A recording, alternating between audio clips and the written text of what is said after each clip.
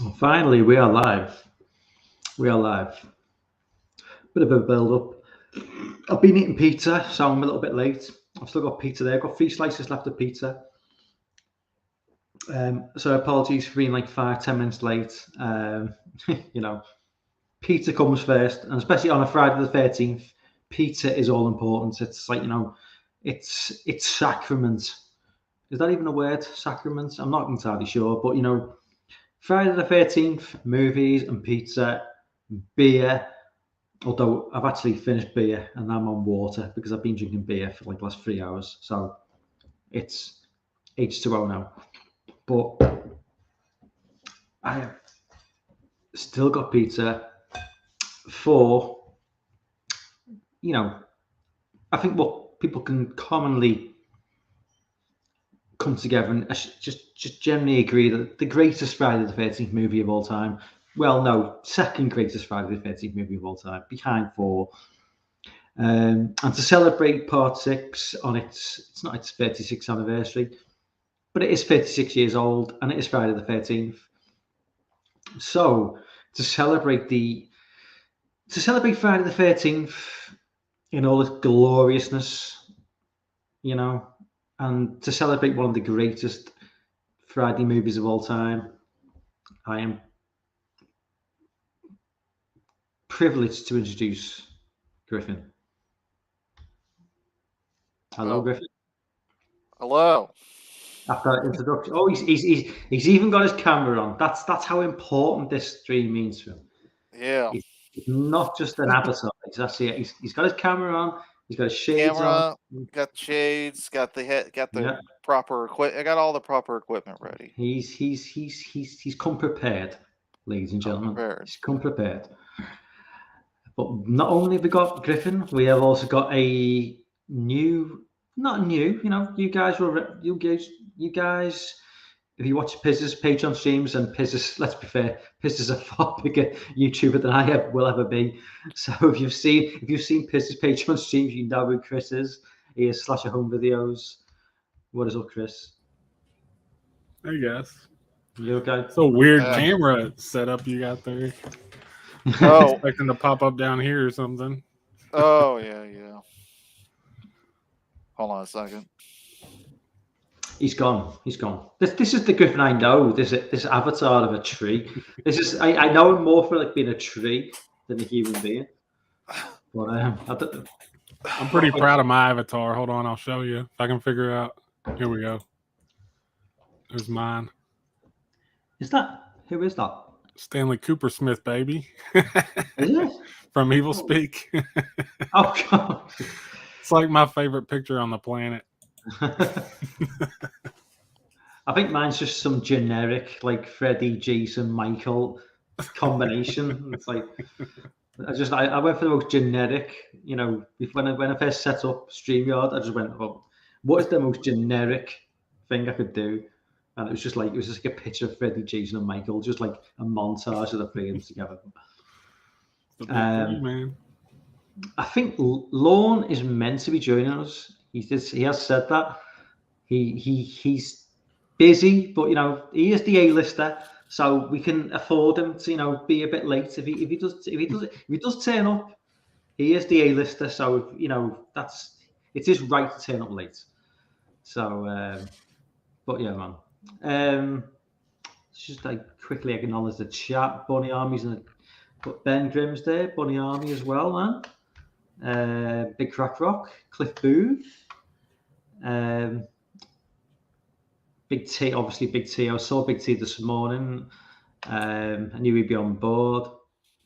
Where on earth has Griffin gone? Has he just disappeared? I don't know. Bathroom? Here he is. There we go. Yeah. You'll get to see the title in the background, I guess. Okay, so obviously it's Friday the 13th part 6. So before we jump into it, let's just bit of a backstory for you guys. So Griffin, he's gone again. Is he? Because he's jumping. Yeah, he's jumping between Avatar and Face. Yeah, I'm trying to get the camera situated. Yeah. So Sorry, folks, I haven't set this up in a while. So before, don't worry, man. I'll go to Chris first. So, Chris, what was your first? Are you the same age as me? You're like 45. No, I'm 38. Oh shit! Close. Sorry, Close enough. I thought you said you were 45 on a live. Oh shit! I Sorry, probably look it, but no. I always thought you looked younger than me. I was like, fucking hell, you look good for 45, man. Yeah, not by much, but yeah. But so, what was your like introduction to the franchise, and like at what point did you see Part 6? Was it the first? I mean, when I was a kid, Friday the 13th was like practically on lunchboxes and backpacks. And like I hadn't even seen the movie and I was already a fan just from the imagery and stuff and looking at covers in the video store. But the first one I saw was Jason Takes Manhattan. I got to the first kill and got scared and ran out of the room. And I mean, I was hooked from there because I wanted to get through one. I honestly don't remember when I saw Jason Lives first. I kind of started seeing them all in pretty quick succession when I hit a certain age, I guess. Yeah, I think a lot of Darren's in the chat. Darren, what's up, man? I think for a lot of people, if you were below a certain age, you kind of just watch them in some random order. Because like I'm 45, so I'm pretty old, but you know these films came out before when I was like tiny. So even I saw them. Like I think this is the first film I saw, or it could have been 7, because obviously when you're a kid, you know, I remember watching them in some random order. I remember like discovering slasher movies in the late 80s, and this is obviously the one franchise that like everybody was always talking about. You know, Jason Voorhees, Hockey Mask, you know, and Nightmare on Elm Street, obviously. But so I think I saw either this or 7 first. But if this wasn't the first film, it was the second film I saw, and then probably went back and done 1, 2, 3, 4. But when you're a kid, you just watch them in any order. You don't really think it. You don't really think whatever you can get. Yeah, whatever. Yeah. So, I mean, this movie. This in Part 7, even though Part 7 is not the best of the franchise. And even I do love this film. I think this is the second best film in the franchise for me, after 4. 6. But I think 6 is the second best film in the franchise for me. 6 is number 5 for me.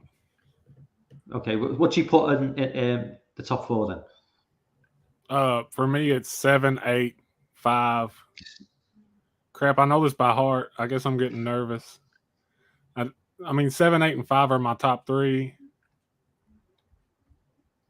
That is a controversial list. That I've got to say, Chris. That is a controversial list. I mean, for me, mostly it's just those are the ones I saw growing up the most. Yeah, so those have the most nostalgia for me. I totally understand. But final chapter is 4. Yeah. Griff? And like 6, I can admit 6 and 4 are better movies, but 7, 8, and 5 are just special to me. So it's nostalgia. It's nostalgia. Go ahead then, Griff. Go on, Griff. Give me your memories of Part 6, and give me where it comes in your, ranking of the movies. This is actually the first Friday the 13th I ever saw. The first of all the films I ever got to see. I don't remember how old I was, maybe 10, 11. Saw it off. I think it was on USA All Night or something. Something like that. I don't know. What was it playing on typically? It's the marathon. That's how I saw this film. I would rank this like probably my second favorite. I would go 4, 6, 1, 2, 3, 7, 8, X, 5, and then Jason Lives. Or not Jason Lives. Jason Goes to Hell. I always fuck that up. See, I like Jason Goes to Hell. Another controversial statement from Chris there. I've got a lot of those, but Darren's top 5 is 5, 1, 2, 4, 7. Lorne will not be happy with that. Lorne notoriously hates Part 5. Man, this is not apparently this is not a popular movie in the franchise among the people here. Part 5 or 6? Part 5 or 6? 6. I love 6. I cannot believe that people. I know, right? The thing that holds it back for me is the paintball scene. Yeah, all the other humor's fine, but that paintball scene is so out of place. It is. Yeah, it's not great. It's not great. I mean, and some people, if that's not too much, the James Bond slashing scene at the beginning, which will. Oh, that's what made me actually want to watch this movie when I saw that. I like that. I'm in for it. I'm in for this. Right. Okay. So we just like, are you all set up to watch? Yeah. Is everybody just set up at 0 on the plate? How are we watching them tonight?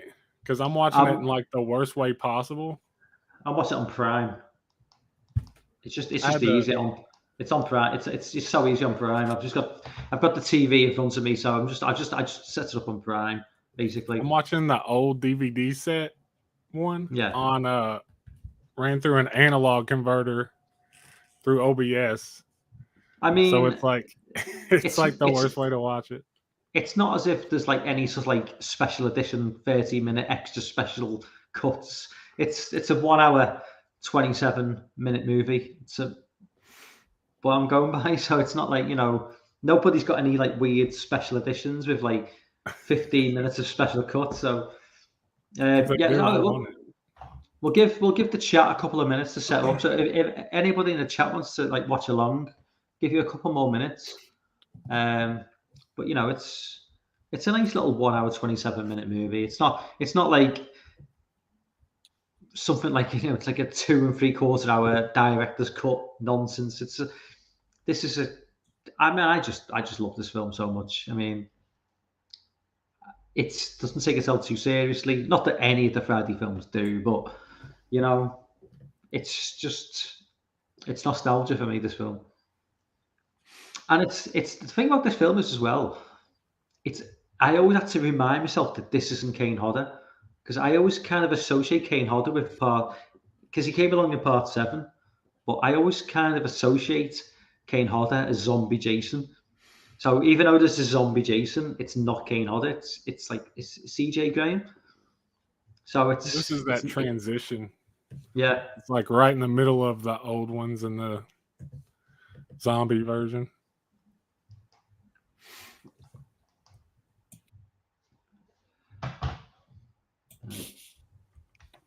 Dan says Part 6 is the best along with the original. I mean, I love the original as well, but no Jason. Yeah. So I do love the original, but not having Jason there, it kind of like detracts from me. I mean, the original for me feels like a good slasher movie. It just doesn't feel, and like anything I say of the original 8, especially, I love them all. It's not like I don't hate any of them. No, but one is towards the bottom for me just because it doesn't have Jason. I grew up with Kane Hodder being Jason, so that's kind of my preference. Did you like Chris, like or even you, Griff, as well? Did you like growing up? Did you realize that Kane Hodder, like, or what? Did you just assume that Kane Hodder was Jason, like, for like most of the films, and then only realize later on that it wasn't actually him playing Jason in some of the earlier films? Because I think that's kind of like what I'm saying. I watched 7, 8, and 5 the most, and so seeing the other ones kind of influenced my opinion on those. It's not that I hate them. It's just I was so used to Kane Hodder and all the character he added to it. Yeah, it was weird for me. I get it. I mean, it's just the whole Kane Hodder situation. It's kind of unfortunate for Kane, because it's not unfortunate. It's just weird. It's like he's kind of acknowledged as the Jason, but at the same time, he appeared in like what a lot of people would consider not the best Friday movies.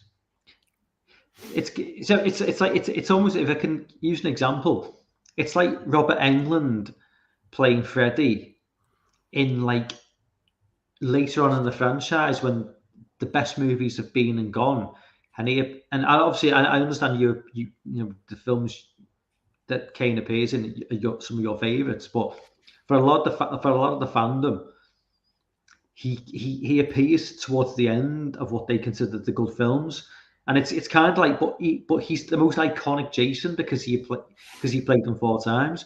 It's almost like Freddy Krueger being played by Robert Englund towards the end of the franchise, and him appearing 3 or 4 or 5 times at a time when the franchise is kind of petering out and not as popular, if that makes sense, you know? Yeah. Because he's a great Jason. Don't get me wrong, Kane is a great Jason, but I think, what would we have given to seeing Kane in like part 3 or part 4 as a human? Different movies. Yeah, as a human, but would he have been able to pull that sort of? Because certainly, I don't think part 2 he would have been able to do that role, because it's a far more of a human role, you know. Just well, I think they were still figuring out who Jason was at that point. Yeah, I mean, he changed from 1 to 4 so much just in the little things. I think that's why Kane is so popular, because he added character to it and then kept it consistent. Like, no matter what you say about those last movies he was in, Jason was the same. Whether he looked different, how bad the movies were, Jason was the same, you know? Right. I think we've given the chat enough time to get on board now, so I think we'll just start with the film. I don't know, I'm not entirely sure what Griffin's doing. He's muted his mic and he's just disappeared. But, well, he can join us when he's ready. So, if everybody's ready in the chat, Chris, you ready? Yeah. Okay. I'll just let me just rewind because I've gone too far forward. 3, 2, 1, play. The famous Paramount logo, Gulf Western Company. Oh, I'm going to be behind you. I've got a little motion picture rated R screen right now. I'll pause. When you get to Terra Inc., tell me. When you get to Terra Inc., tell me. Damn. All right. I had it, but Terra Inc. production? Not yet. Okay. When you get to Terra Inc. production? Right now. Right, okay. Right, well, let me catch up. Okay, pause it, Chris. Are you paused, Chris? Yeah. Okay. Okay. Ready. Okay, let's go. Let's go. And go. Thunder rumbling. I've got subtitles on, so thunder rumbling. Cloud, moonlight sky. That's where we are now.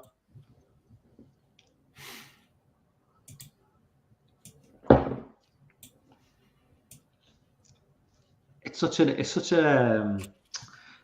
they don't know where the influences on the sleeve here with, you know, some of these scenes. Yeah, with the Universal monsters. Yeah, yeah, definitely. Hammer. Can y'all hear my version playing? Hey? No. Okay, good.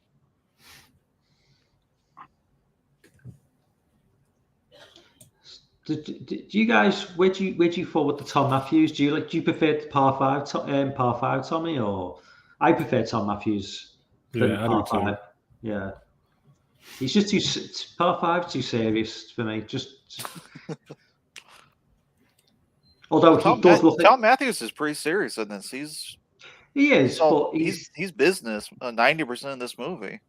Yeah, the guy in part 5, he didn't really even act. He just looked worried all the time.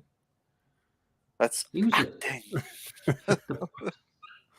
par 5 guy, though, he did look like he could go up against Jason. He was like a machine. He was like ripped to hell. He was like he was in shape. That guy, you know what I mean? I know. Like Tom. I thought that was my dog. I thought that was my dog. Then I was like turning around. Are they just making their way into the cemetery now? The flashlights. Yeah. Yep. Yeah. Sorry. Just so There's the wide shot. Yeah. Just go. I love this. This is so atmospheric. It echoes. It like you said, it's wearing its influence on screens, just like an opening to like. Yeah, this is the best opening in the franchise, probably. The one thing I love about like the Jason, the Friday movies is like if you can't have Jason buried in the ground, after that, Jason in the lake and he gets resurrected through the lake. That's why I love 7 and 8 so much. Because for me, it's almost the perfect start to a Jason movie is he's in the lake where he began his, in the 50s or the 70s, whatever you want to say. I just love that.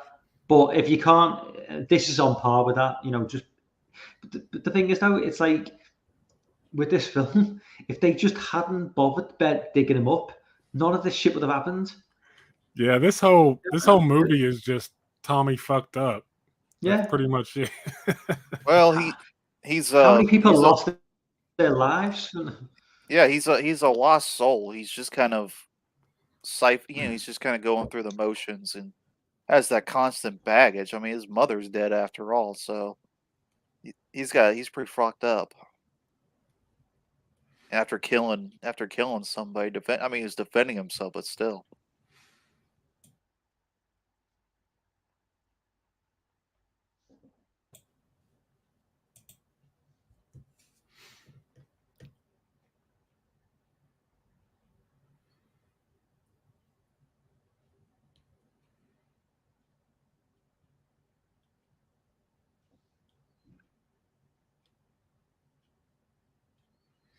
Love those inserts of the emphasizing him opening the coffin. All the compressed air popping out. Who buried Jason? That's a good point. Who did bury Jason? I don't know. A very brave person did that.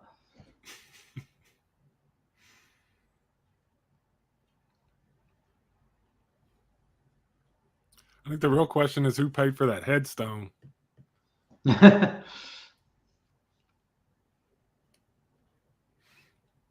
Well, originally it wasn't explained and there's a deleted scene or a scene that was written in the script where he was his dad. Oh yeah, I've always dreaded them doing that. I'm not looking forward to any kind of a lie stuff.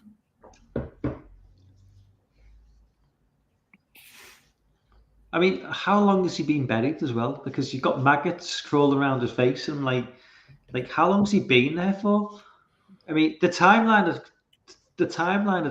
this franchise is so messed up because it's set in the future, kind of like when you're watching it, because 1988 or 1986, it's not really. It's like meant to be like 1997 or so. I mean, the way they work it out, it's so strange.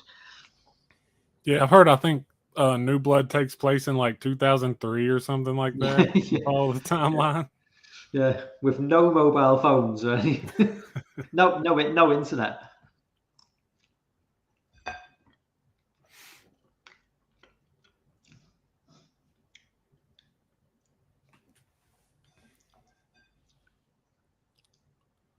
I'm still not entirely sure what was he trying to achieve. I mean, sticking a metal stake through his heart when he's 6 foot under. I mean, what? Maybe he thought he was a vampire. Well, he's trying to just give himself some closure. And then the supernatural kicks in. Some good lightning effects.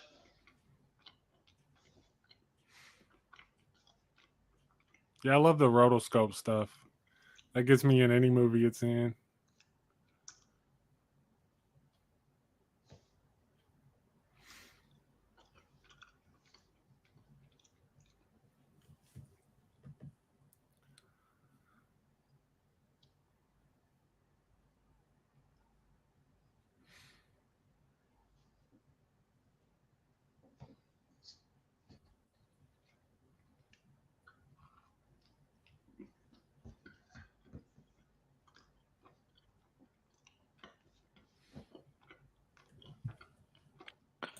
can't remember the character's name from part 4, but the guy who's looking for Jason because he killed his sister.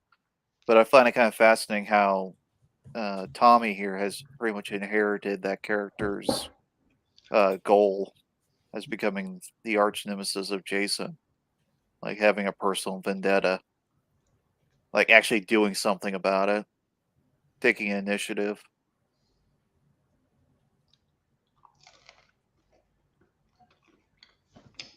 Yeah, Jason definitely looks like more like a mummy at this point. Looks badass though.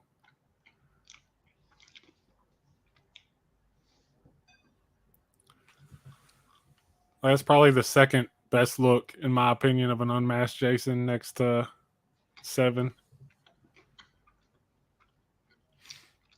Divine Fate is definitely going against Tommy here. Just the maggots dropping down from his. It's so good. Through the heart. It just lands in the coffin and just shuts down.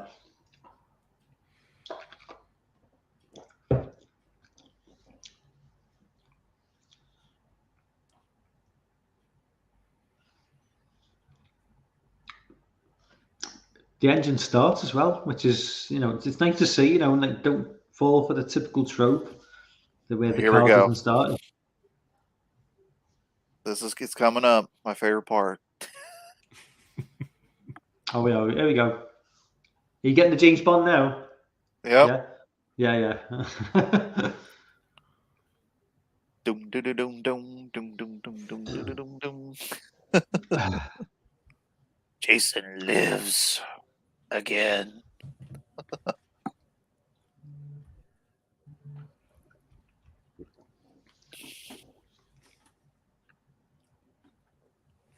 See, it's now they just what they have to. If they just had a little bit bigger budget, they could have like Jason, like silhouetted, doing a bunch of James Bond things, or instead of it like Bond, like dancing around with women, jumping on trampolines, which that's what was going on in the Bond films at this point. Roger Moore was like hopping around on trampolines and all the pre-title. All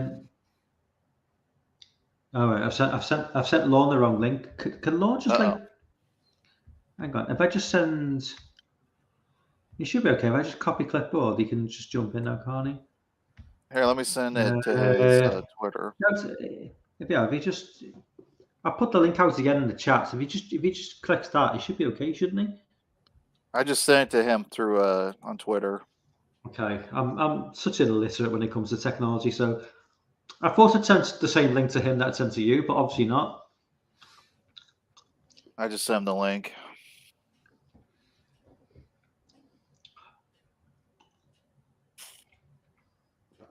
So let's get him up to speed. Let's try and get him up to speed with where we are. Check the backstage for Lorne. Oh yeah. I'm checking now. When he jumps on, I'll know. But we'll have to probably pause and let him, or just give him a vague idea. You want everyone wants to pause? Yeah, okay. I can get a timestamp. I'm at 10:44.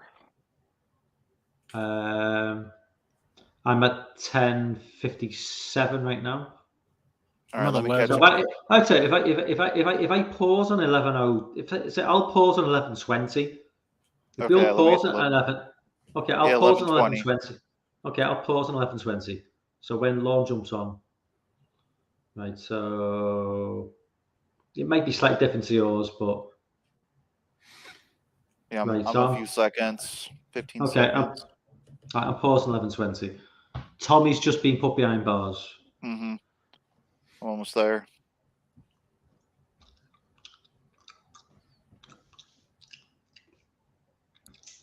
Okay, I'm at 11:20. Okay. All right, check the backstage. Yeah. Still waiting for Lorne. Come on, Lorne. He's there. Oh, yeah. Oh, he's he doesn't even call himself. Yeah, there we are. Specimen 2240. There we go. There we go. Good evening, gentlemen. Good evening. Good evening. Do you know what the screen name means? No, I don't. You see that? I even give you a Friday 13th reference, and you don't care. Is it Jason X? It's Jason X, isn't it? It's what Jason is referred to at the Crystal Lake research facility at the beginning of the film. Yeah, I would never. You don't cover the good films, though. So. Well, hang on. No, well, I think Chris said he likes Jason X, or did you? Like no, you're afraid. Yeah. So the only one I dislike is the remake. I don't even mind the remake. Yeah, I'm okay with the remake. There's two I don't like. The fifth film, no, it's horrid, and I really don't like Manhattan either. I get why people like it, but it is dumber than a brick. Lorne, are you at 11 minutes 20 seconds? I'm at a blank screen. Oh, you're just jumping on the conversation. Okay. Yeah. So where do I need to be? 11 minutes 20 seconds, right where they put Tommy in the jail cell.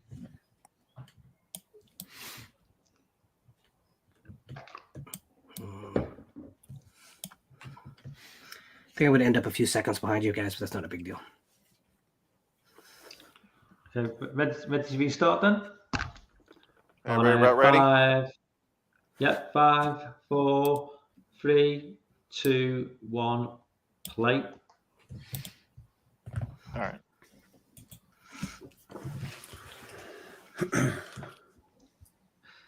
Where does this place in your ranking then, Lorne? Part 6. So it used to be a bit higher. It hasn't moved a lot, but so I used to say it was the 4th best in the series.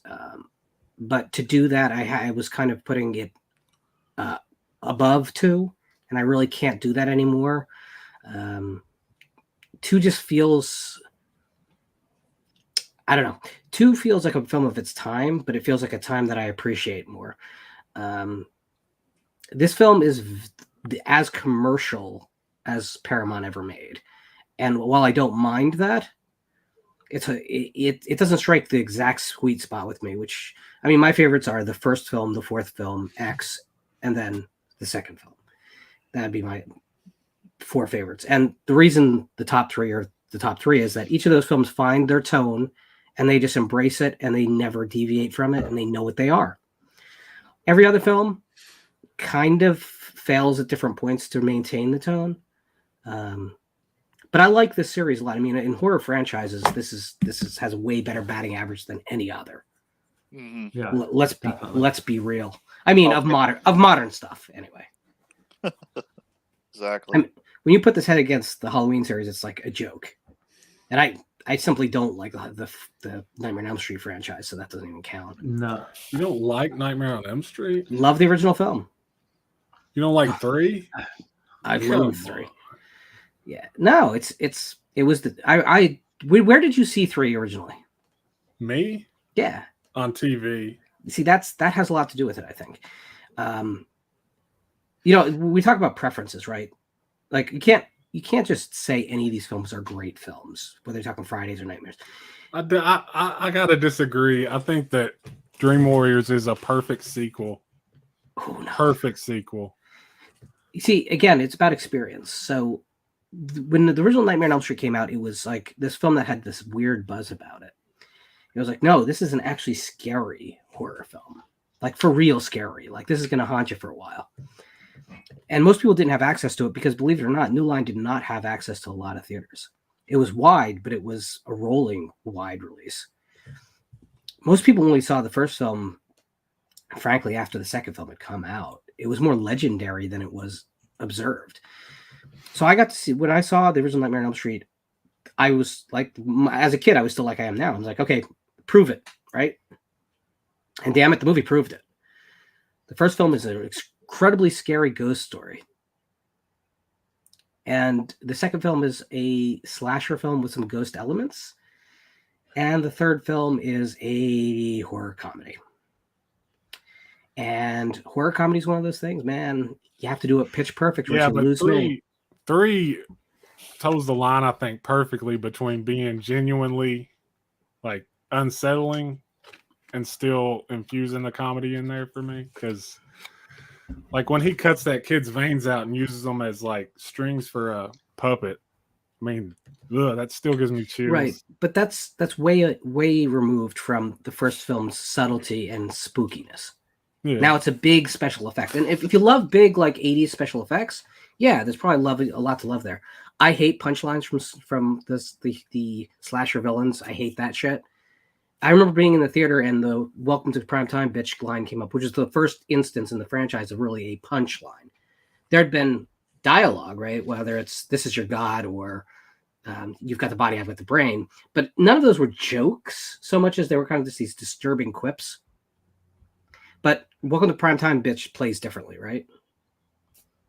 Yeah.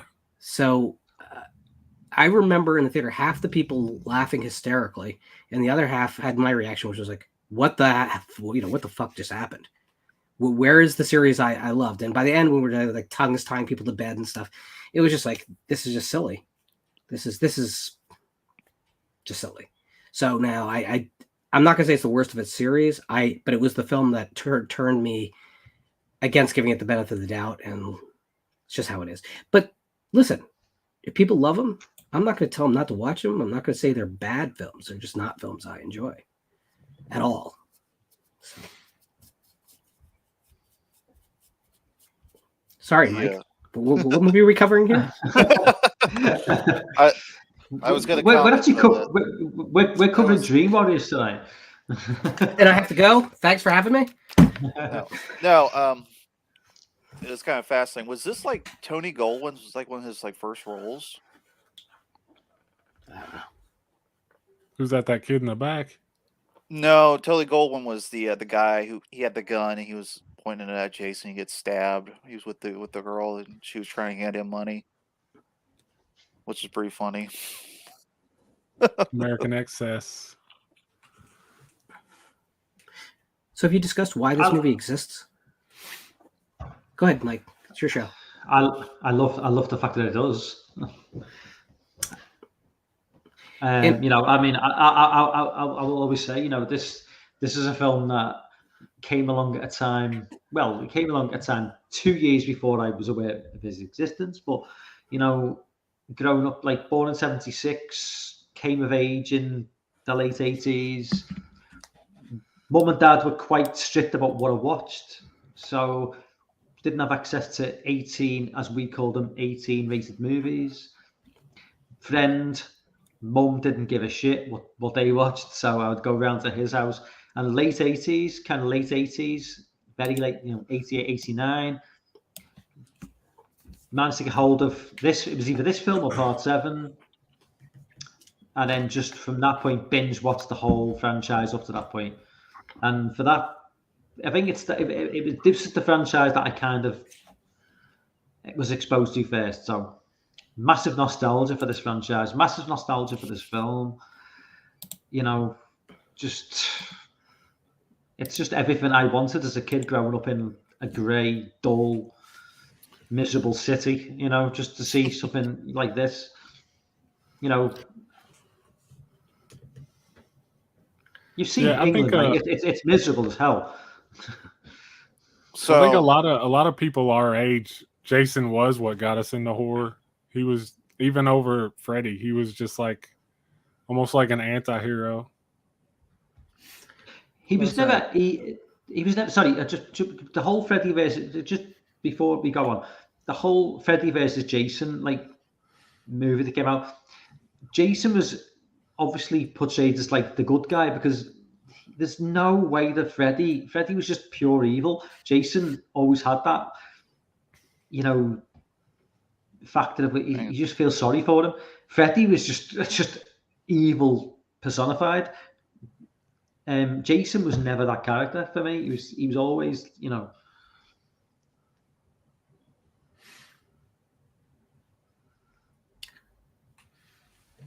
I will say there's a shot that we just passed of the lakefront with the docking leading out into the lake. That is an amazing recreation of the first film, and no one ever notices the detail they actually bothered to get. That's pretty funny, because none of the other films even attempt to match the look of the first film. So, Lorne, did you see this one in the theaters? Did not. I saw Final Chapter in theaters, but I did not see New Beginning or Jason Lives in theaters, and then I saw all of them afterwards theatrically. And I have seen this on the big screen. I've seen the entire franchise on the big screen now, repository screenings and convention screenings. But this was the first Friday that didn't make the kind of money that Paramount was truly happy with. So it was also in a really busy summer, as most of the late 80s summers were. From like 86 onward, you look at those summer release schedules, it's insane. But I didn't.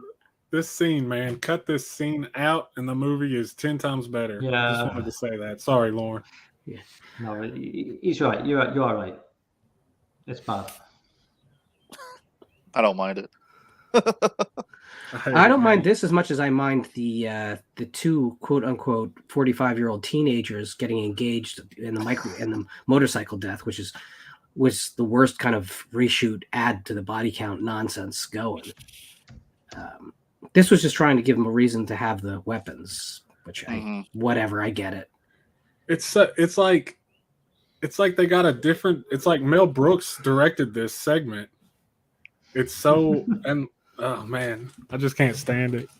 I don't know, like when he spoiler for later in the movie, when he flattens that guy, I thought that was just as kind of goofy as this, and I didn't mind it.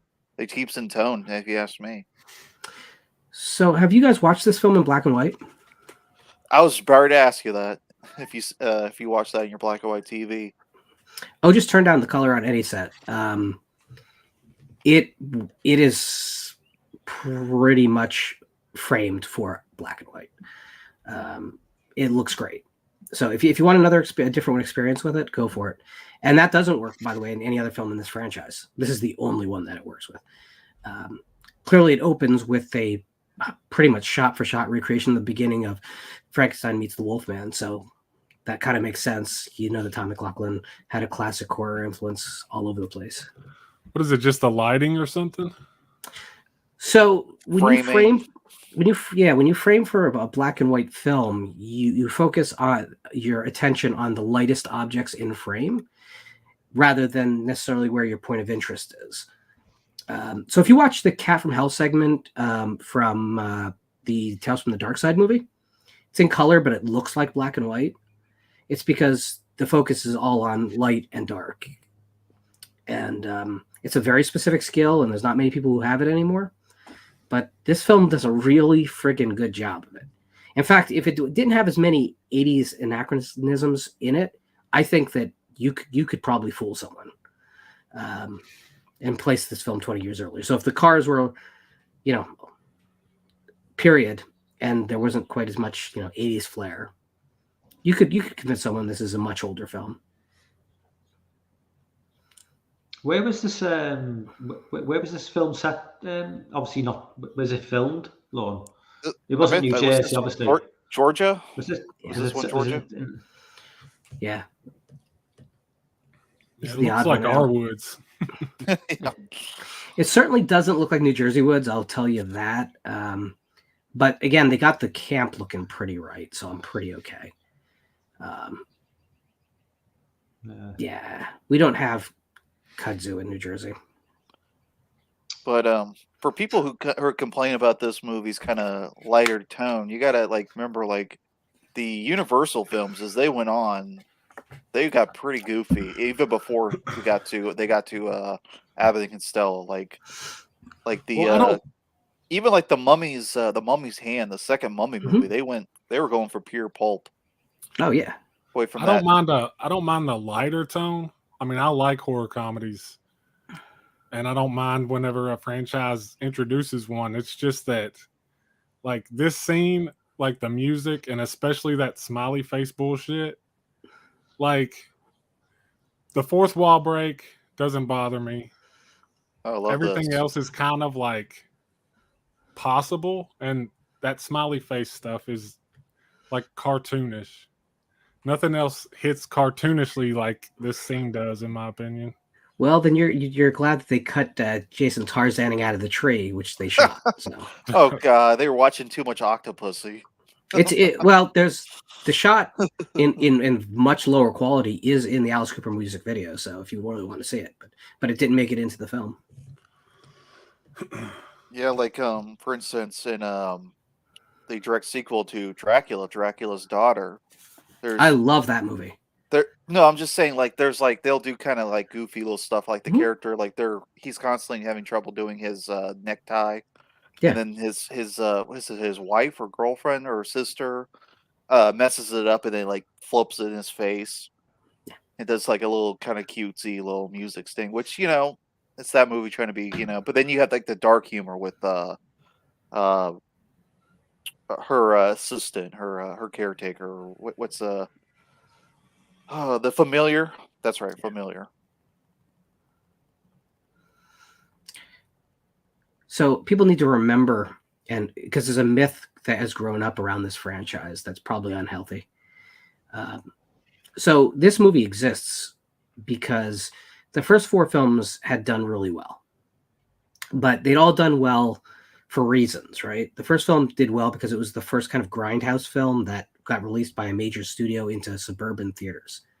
No one could quite believe that a little dirty little slasher film got out there into the wild. And it did really well. It was released right alongside The Shining, and it outperformed The Shining. People forget that. The second film was still riding off the high of the first film and was released very shortly thereafter. Third film, 3D, the first film of the 3D wave of the 80s. Well, that's not true. Coming At You was first, but it was the first one that anyone gave a shit about. And then you call a film The Final Chapter at a time when sequels were rare, let alone a 4th film. You had bang. The 5th film came out and opened okay, but completely failed in its second week. And the problem was the theaters, the exhibitors, had a 3-week contract with the title. So they all ended up taking a bath on the movie. So Paramount had this issue, whereas they knew the title could still draw money for them, but the exhibitors were not pre-sold on another Friday the 13th. So they needed to film something that they could show to the exhibitors and say, look, this is a more commercial film. This is going to be more palatable to your audience. Because the 5th film obviously really wasn't. So the big tone shift, we're talking about a film that looks like it should have been shot in black and white. We're talking about a film that, has all kinds of really, really intricate camera moves if you actually watch the film. As opposed to the 5th film, which, basically looks like someone decided that they didn't have quite enough money to make a porn film. So this film is what it is. It's slick. It's commercial because the Friday the 13th series would have been dead. The 5th film would have killed the series if this didn't get made exactly as it is. Mm-hmm. And by the way, it didn't work because this made less than the 5th film. I always kind of just chalked it up to them trying to sneak their way into the Elm Street franchise for the Freddy versus Jason. Just trying to make it more like Elm Street. Again, the big problem with that train of thought is just that New Line had a great reputation around those movies, but if you look back at the box office for those Nightmare on Elm Street films, they'd eventually, by the time the 3rd and then 4th films came out, they were getting huge. But the first Nightmare on Elm Street is 84, right? So that whirlwind is still swirling at this point. Certainly by the time Manhattan comes out, they were directly trying to get on that train. And there's all the nightmare sequences and Takes Manhattan fail miserably and feel way out of place. Killing people in a ironic way with, or yeah. Yeah. I think this film was just Paramount kind of playing shit or get off the pot, right? Like, either if we're going to continue making these things, they got to be on a trajectory to make more money again. And they never did, by the way. So it became a thing, whereas why did after Manhattan they decide they didn't want to make more? Well, because every film was making less and they were getting more expensive to make. So. Yeah, I'm sure a lot of money went to that opening scene. In terms of, this movie obviously wasn't a massive hit at the box office. and this came out in '86. Was the decision? What the decision to make 7, was that like immediate, or did they wait and say, well, okay, we're gonna do part 7, or did they always intend to do a part 7 after part 6? Because with the Friday franchise in the '80s, it was kind of like one, two, it was very, very in quick succession. There was a 2-year gap between this and part 7, but did they like sort of stop for him and go, this isn't working, shall we just end things now? Or I think it was more so they were just trying to brainstorm ideas what to do next, because you don't get some crazy like Jason versus Carrie. You got it like right away. no, I don't know where that came from. That idea. That was just I mean, I liked the film, but it was just a bit. Well, it was supposed to be Freddy versus Jason originally, wasn't it? And then New Line wasn't down with it, so they just changed it to Carrie. That was always the rumor that was going on in the late '80s. That was always the rumor that this is what they're going to do. This is what they're going to do. I distinctly remember as a kid. If anybody remembers the cover art for Sleepaway Camp 2. With all the various slasher. It's Jason's mask and Freddy's glove. And as a kid with no internet, it was in my head. The rumor went around the school. This has got Jason and Freddy against each other and because we didn't know any different. There was no internet, so we rented the movie out and we got a great movie with a lot of TNA. I will say that. A hell of a lot of TNA, but no Freddy and no Jason. But the glorious days before the internet, when we didn't know what the hell was going on. You needed your imagination. Yeah. Ooh, double kill.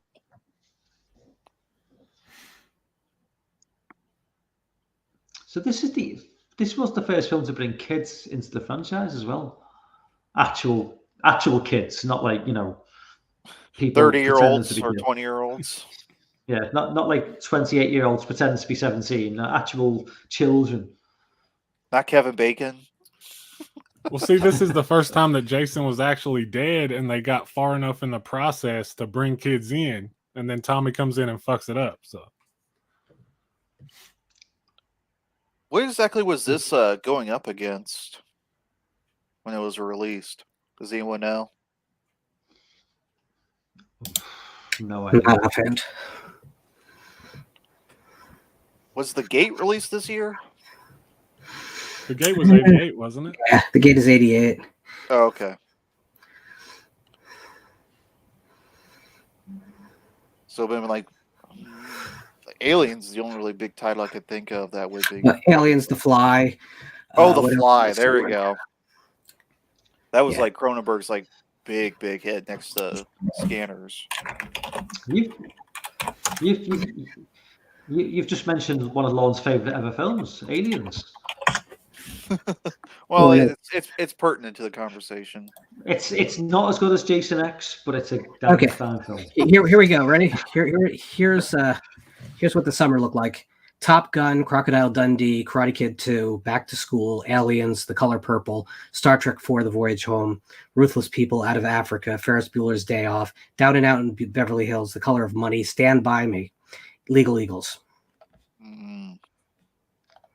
Earlier in the year, Poltergeist 2 had already been out, and Rocky 4 is a little bit. I think that's August though, which is a little bit late. Yeah, that's Star Trek is Paramount's other breadwinner, even though they don't like it.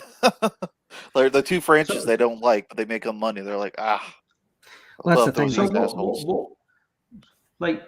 what was it? I mean, obviously we all love Aliens. Well, most of us love Aliens, but what?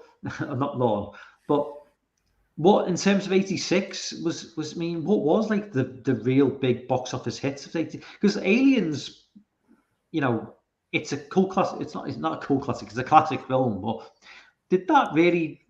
was that a massive hit in '86? Aliens. Yes. Okay. Yes. I mean, Ferris Bueller's Day Off as well, because Ferris Bueller's Day Off is a film that I read you was actually that list I read you was actually the biggest films of the year in order. Yeah. Okay. So Top Gun was actually the biggest draw. Yeah. And you have to remember, here's the other thing that we probably don't have perspective on anymore is, yeah, things would be released, but they'd be in theaters for 3 months. Oh, we got the sex scene with no sex now. Sorry, I'm maybe the sex scene with no sex, where we don't see anything. This is the only Friday film with no TNA. I think. I'm sure it's 7. The 7 show Yes. anything? 7's got some. Yeah. It's the only one with none. The third film barely does, though. I mean, the shower scene is so brief. I love that, the racking focus with him and him doing he's kind of doing the Michael Myers dog tilt. How would you like to have pulled focus for that scene, though, Griff? I know. I mean, it's insane because remember, you're just looking at notches on a lens. Yeah. That'd be a pain in the ass. Again, the sex scene is the 80th scene of the entire franchise. It's so 80s. It's very Whitesnake.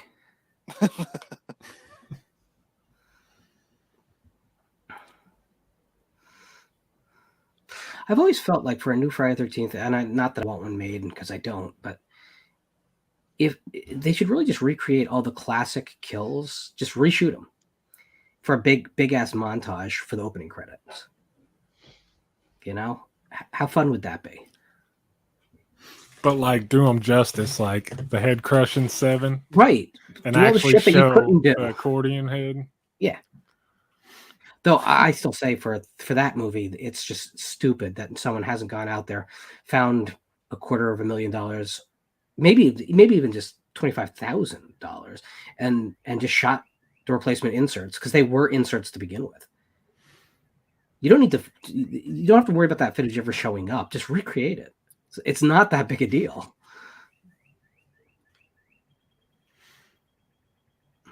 I like how they're pretending they're ultra cold, but Yes. in Georgia, you're never cold.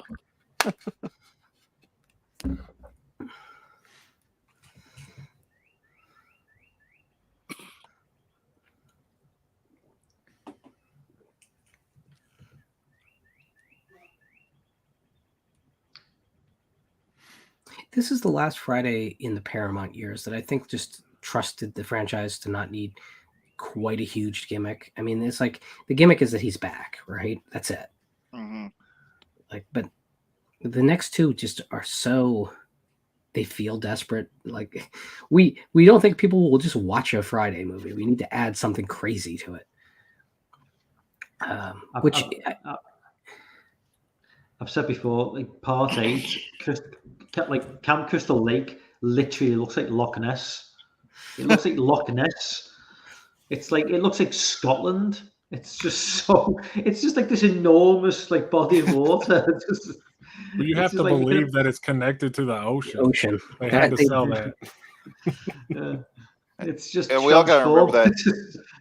And how so grey. It's so grey and misty compared to the original film. The craziest thing about that too is Chris, that it's like in the fourth film, what does the mom say to Trish?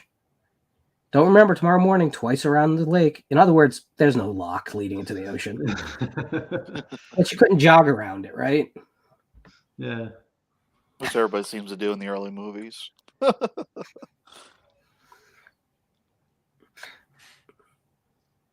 I love the opening of 8.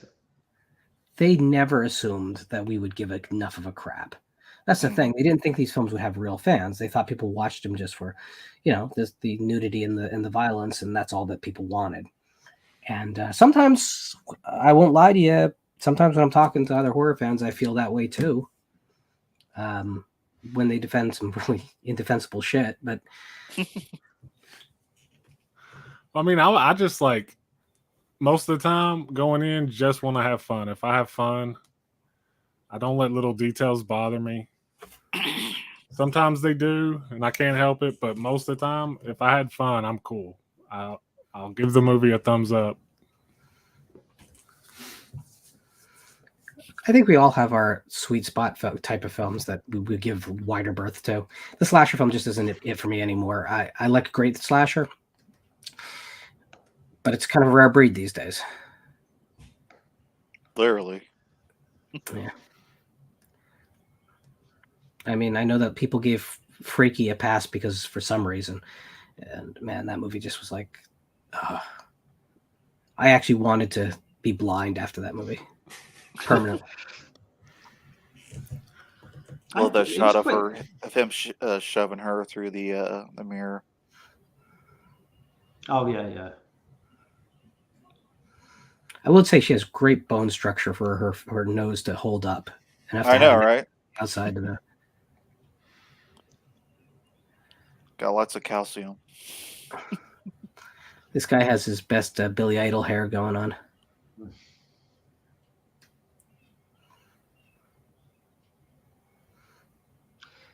Right in the neck. Or right in the head. Yeah. I love the shot where Jason's still on top of the bus, just like Yeah. So good. Can you imagine being the stunt guy on this and be like, "Hey, so I flipped an RV. Oh, what were we working on? You working on the new Rambo? No. What were you working on? New Friday 30. Ah, fuck you. You didn't do anything." Such a good shot, though. Mm-hmm. I just love that shot. He just stood, just.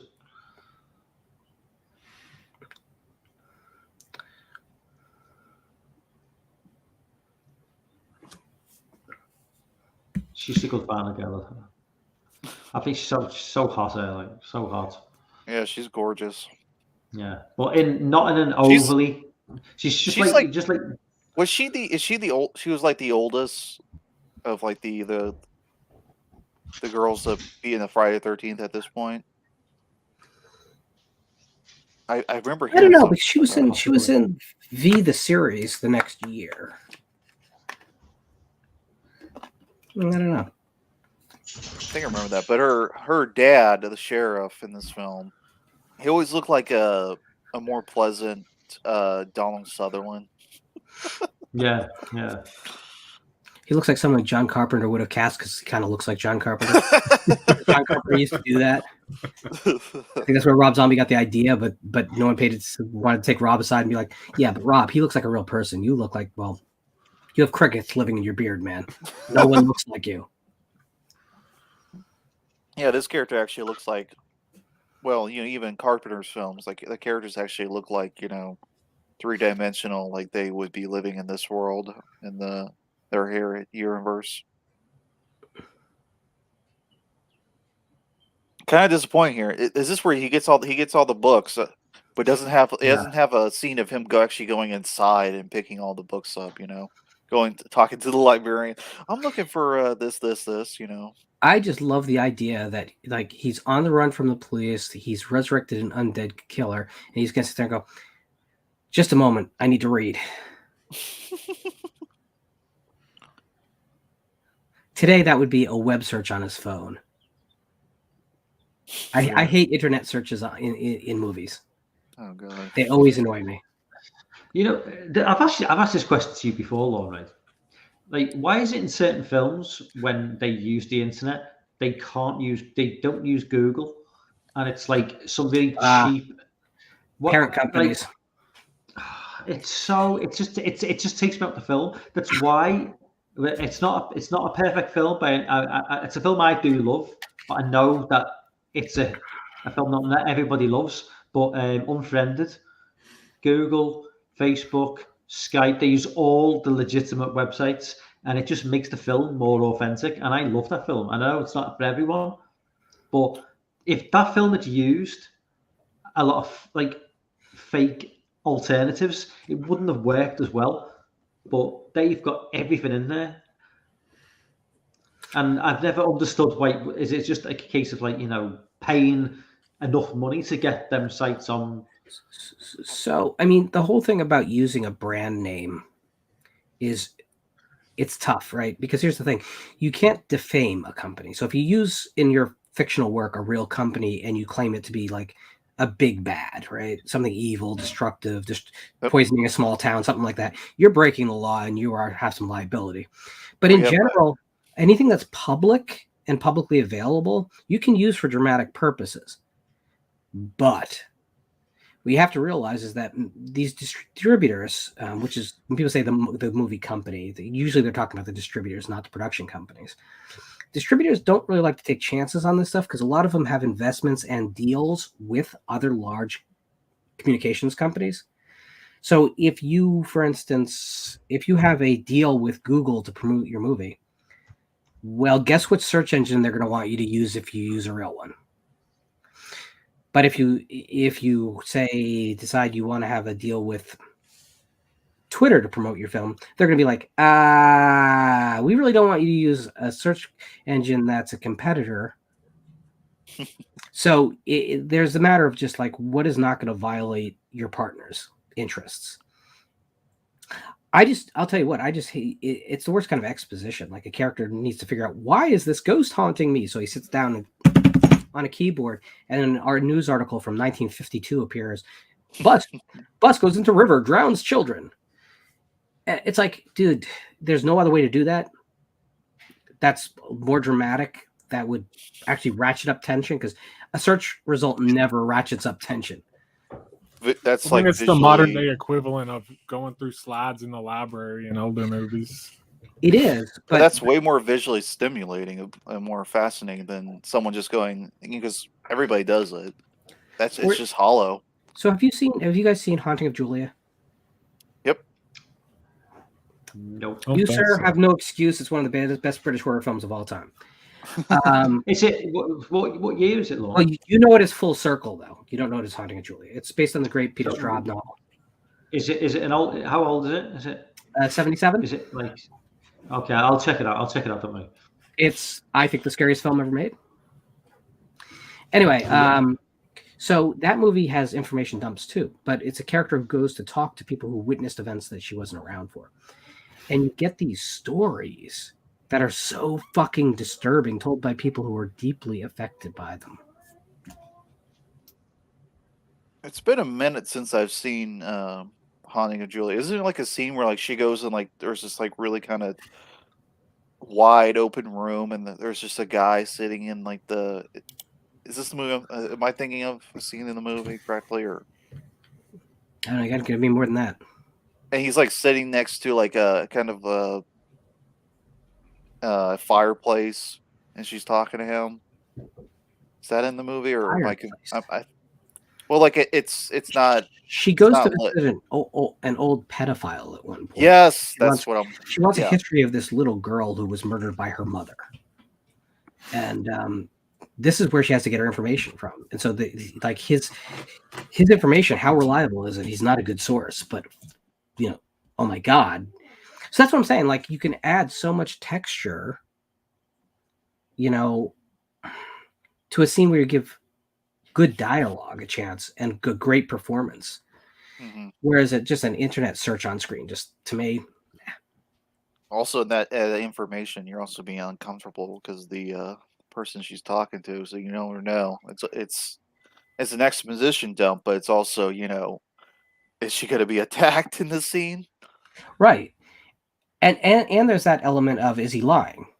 Like, how truthful is what you're getting? Like, and then the other big exposition dump in Haunting of Julia is where she goes to visit the mother in an insane asylum. And the woman's schizophrenic and murdered her own daughter. So she's kind of giving these bits and spurts of the story. And as a viewer, you're like freaked out because you're listening to a woman who killed her daughter, as sort of Julia Lofting did as well, unintentionally. But, it's just a way better way to give exposition. It's just so much better. Which, now that I think about it, it was constantly ripped off in like movies like Case 39, The Ring 2. We've always got to go to the crazy, the parent, if it involves a kid. But I don't know if everybody else knows this, but when he was at the phone booth, the store, the market, whatever he was next to, was Karloff's. There you go, paying homage to the classics. It's funny that they don't pay any. There's no homages to the great Paramount horror films of the Golden Age in this film. Or most of those were bought up by Universal, right? In the 50s. Well, I mean, Paramount, because Paramount controlled a lot of the RKO titles back in the mid period, like the mid century after RKO went away. But a lot of the lower end Paramount titles were still with Paramount. Whatever it's. That could they're be not even also ripping off that. They're riffing off of like the classic Universal Monsters flip films. That could be, you know, a reference like the Body Snatcher with the beginning of this film and the beginning of that film with the Doctor and Karloff going to the cemetery. Oh yeah, bodies. Check out for Frankenstein Meets the Wolfman. It's an almost identical opening. Mm-hmm. There's no question.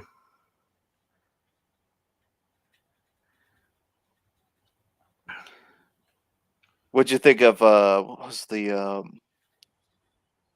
Vampire Returns, the Columbia Bela Lugosi? Well, so are we talking about the there's a remake of London After Midnight? I guess. Yeah. I'm not familiar at all with the it's a movie. Yeah. I wouldn't go too crazy. There's better uses of your time. That's the thing. Like everyone thinks that I love anything that's old, and that's not true.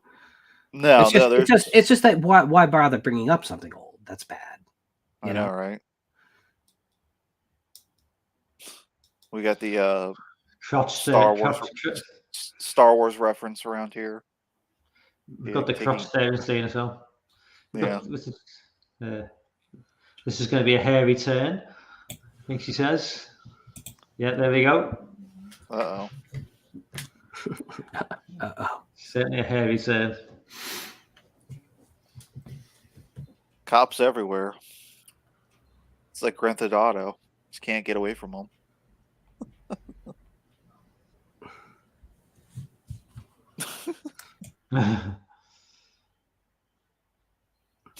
I'm telling you, the DP must have been constantly like screaming at McLaughlin, do I have to pull focus on every freaking shot? Can we just have one focal length and one shot? Because this camera will not stand still. It just will not. There's always these slow pan-ins or these whip focused. Just genuinely great filmmaking. Again, I wish that made it the best film in the franchise. I just don't feel that way, but it's definitely visually probably the most ambitious, at least in the Paramount era. I will say that the New Line films, for all they get crap for, actually are probably the more adventurous visual films. Mm-hmm. I mean, Jason Goes to Hell makes me think I'm watching like a Max Fleischer cartoon because it's just insane. I do like take a film like this, Part 6, 86. It's a phone. It's the phone could have been a phone from any point in time in the 80s. Once you get towards the 2000s and you get into mobile phones, smartphones, you can just pinpoint a film to its year, almost to what handset they're using. You know, it's like you look at something like if the film came out in 2003, is it a flip phone? Is it this? Is it that? And it's a razor. It just ages the film so much. You know, we used to have this conversation about not phones but cars. People used to think that cars were going to age films, and so they were trying to find like the most like kind of timeless models that would still be around. And it didn't work, of course, but the early century, like first half of the century film, not just horror films, all of them, were always trying to deal with the car problem. Yeah, that's one heavy part in like the Hitchcock films. A lot of my relatives are always like, "What is that car? What's the year of that car? We got to debate the year of that car." The biggest car thing to me is RoboCop. all those cops driving Ford Tauruses spray painted black. I laugh every time I see that. I suppose if you watch that's the whole purpose of like It Follows, you know, using various cars, TVs, technology. It's hard. It's Weird hard. clamshell thing. You just can't you can't pinpoint a time to that film. It's so it feels like for me the film feels like it's a film from like the 90s, but it's got things in the 50s right through to the 2010s. I mean, what's your thoughts on It Follows, Lorne? Not a fan. No.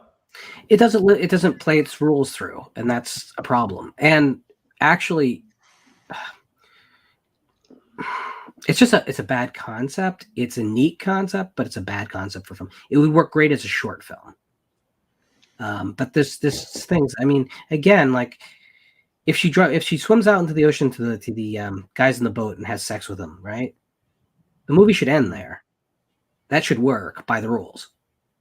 But it has to continually invent reasons for, oh, but wait, and then it's just like, oh, you can just shoot it. You know, I mean, it's like whatever. I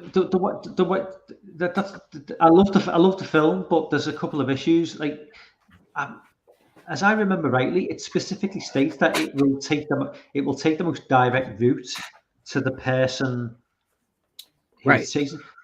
Now. If I remember rightly, there's a scene where she's escaping the house and it, as in it, is stood on the roof of the house.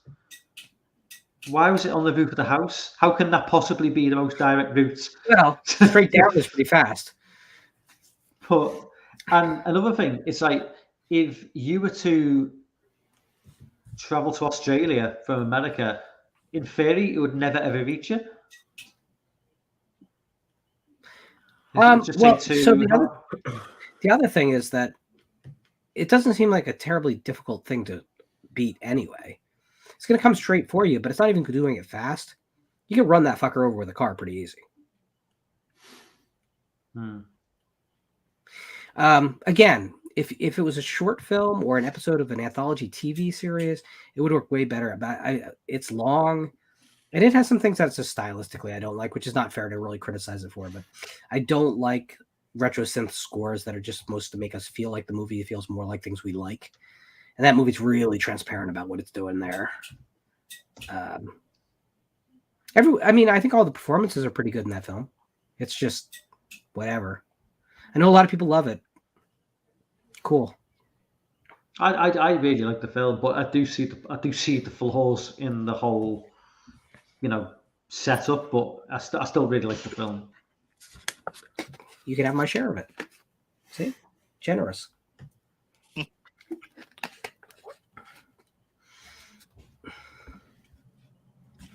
I think so. I like to. It's like for me, it's a double feature with The Guest. Just Mike and Monroe double bill. Better film. The Guest is a way better film. I'm on Lorne's with his It Follows with how he thinks It Follows. I don't like The Guest. I was not a fan of that film. You're the first person I've ever heard say that, I think. I couldn't stand it. I mean, I don't own it, but I had a lot of fun with it when I watched it. And I haven't watched it a second time, but I'd be open to watching it a second time because I really did like it a lot. Yeah, I still haven't bit the bullet and bought it because all I can really find affordable is a DVD. I've only watched it once, but when I watched it, I fucking loved it. You know what, dude? And I'm just saying this. You don't have to take it for anything more than it is, but don't resist DVDs just because they're not Blu-rays.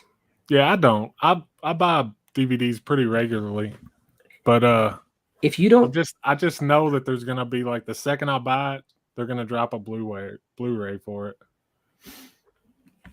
So you guys already discussed the announce of the UHD First Friday today? No, I just saw. I literally saw it about half an hour before we went live. The specs haven't been released, so we don't know if there's HDR yet, and that's to me the whole game. Because otherwise, you're just buying in a full-scale version of what was on the box set, which is the color is the issue with it. So I'm thinking HDR will fix it. which would make it worth buying, but I need those specs. Yeah, they ain't gonna release those until like a week before it comes out. That's what they did with Femme Fatale. I'm probably gonna stick to my Scream Factory set. I have such issues with that set. It's the first film, so I'll be dumb enough to buy it again. You know, just to keep it all happy. He said you have to be able to drop the C bomb in Mike's dream, so I'll say cunt. Carrot. You fucking cunt. You fucking cunts. C bomb dropped. Just watch Sexy Beast, you'll hear it all the time. Watch any English movie, you'll see it dropped all the Well, time. any gangster film for sure. Yeah. We drop the C bomb like it's just like it's the but you guys get all upset when the word bloody is used, so who knows? It's just messed up. Now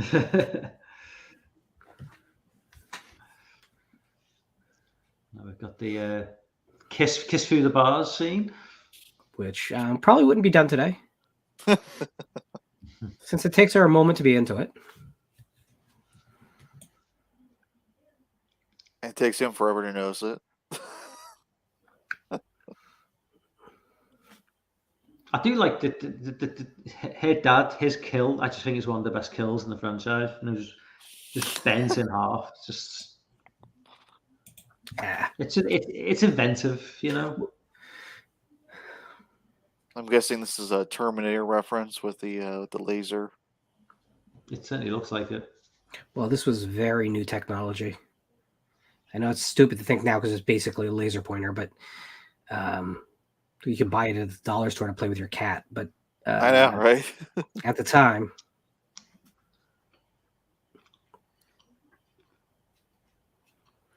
How much does that thing weigh, you think? Oh, God. Well, I'll note that if she fired the gun holding it like she is, she would break her fucking wrist. That is not how you...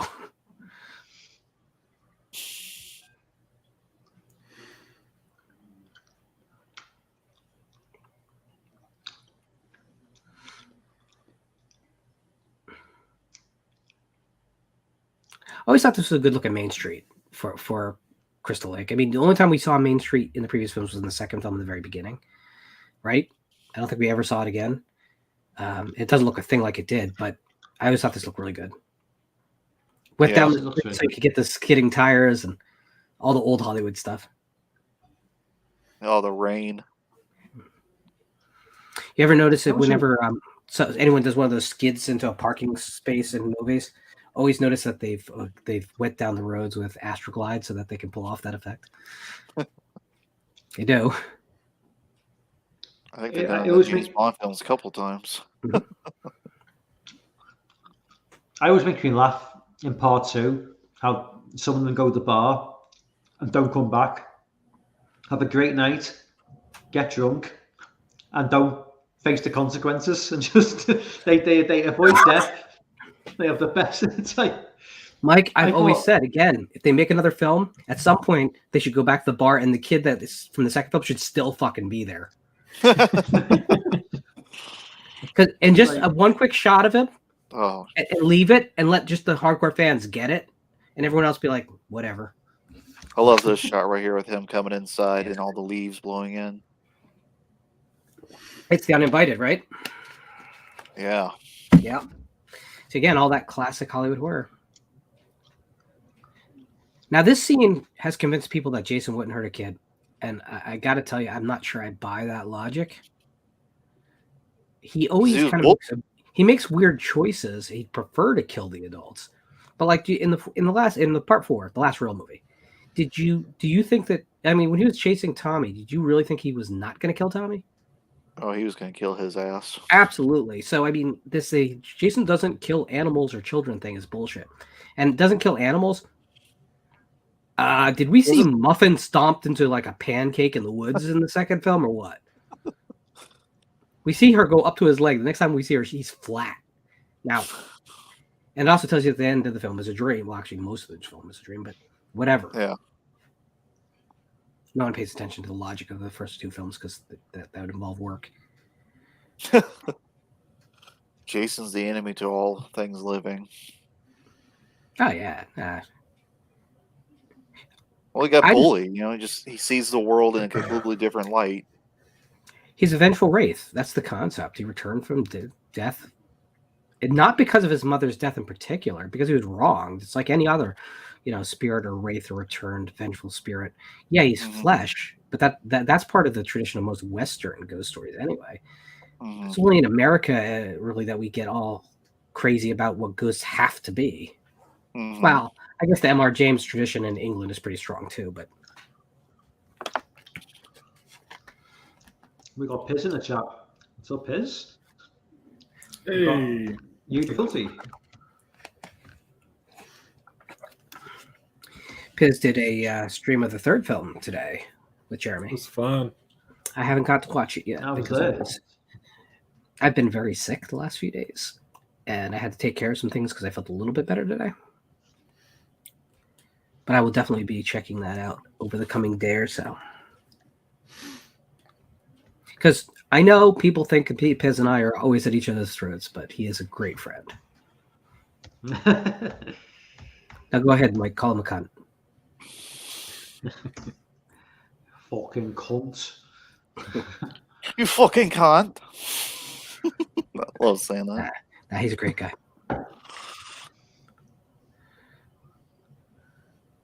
Everything's rationing up. Yeah, we have this consistent look of like shifting light through the trees that actually goes from scene to scene. It's really great continuity. Also, I like how this is one of the few films in the series that the first film does it really well, but that you can really get a spatial sense of where everything is in the camp. Mm-hmm. Like where they're running to and from. That's always been one of my big problems with the third film, is that you just kind of follow characters, but you have no idea where they're really going. It's like it's wherever. Where is the barn in relation to the house really? Because it seems like it's fairly random. In one shot, they're like within eye shot of each other, but yeah, like no one hears or sees anything going on there. I don't know. I love the light, the as Mike would call them, the torches moving about in the wind with the leaves. I just love that. The fall leaves. Is torches a British thing? It is. Yeah. Yes. Is it? Oh so is. Yes. By the way, Mike, a boot is not something that is in a car. It's on your feet.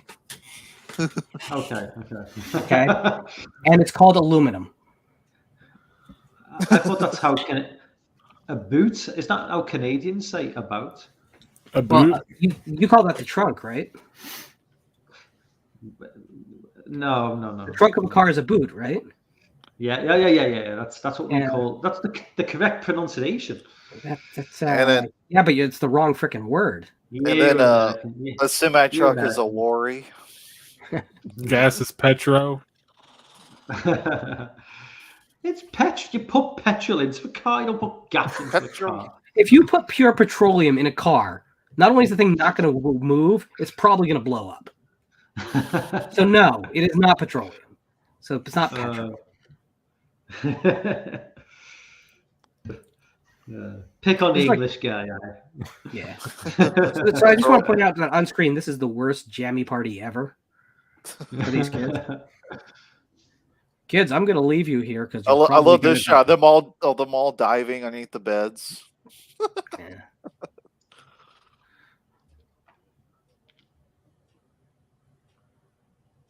And there goes Annabelle. Uh-oh. Sell that for a couple $1,000. Yeah. Anything really. They just label it Conjuring, and that marks it up. That's what the Warrens did. They just bought a like $4 Raggedy Ann doll, put it in a glass case, and made up a story for Reader's Digest. I never noticed that before, but like he's like his officer is like snot's just like just streaming out of his nose. So here's the problem. Look, It was a Jason weird already choice. has blood on his mask.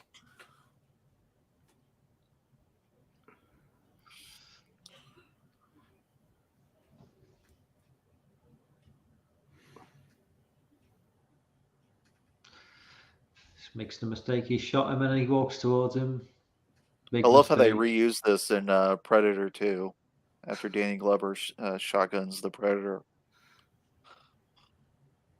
Jumps up. Wow.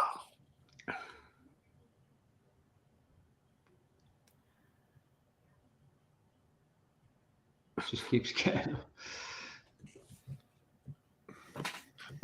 Gives up on the shotgun, goes for the pistol. Which makes no sense, but After the third shotgun is blast, it'll be like, okay, time to book it. I would just start unloading towards a leg. Yeah. That's why people always say, "Oh, shoot the zombies in the head." No, fucking blow off their foot, man. They're not getting anywhere near you. Unless it's Zack Snyder's Dawn of the Dead, where they're climbing all over the damn place without legs. I like that movie. Get rid of the dead baby sequence from Zack Snyder's Dawn of the Dead. Man, it's one of the best of its era. This is great right here. That sequence sucks. All the bloody viscera everywhere. I mean, I think Mitzi exploded like a piñata.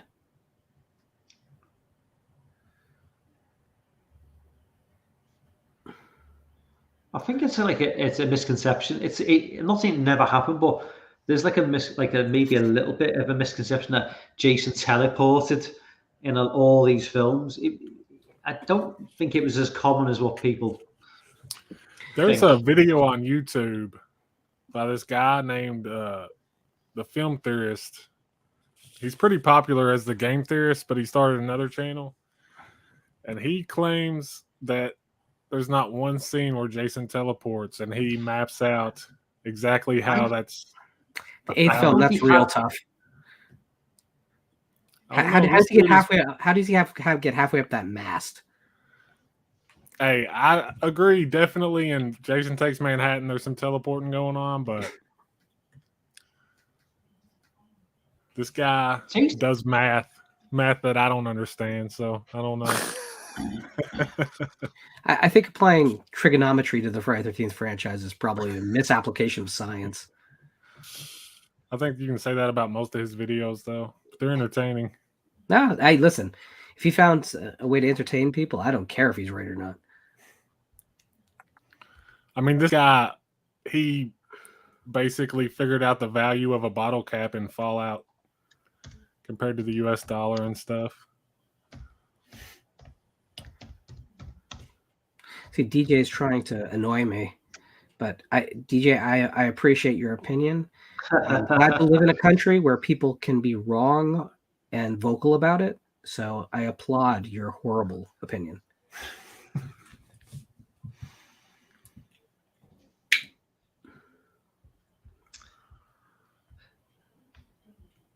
Big T wants to know whether it's worth watching Old.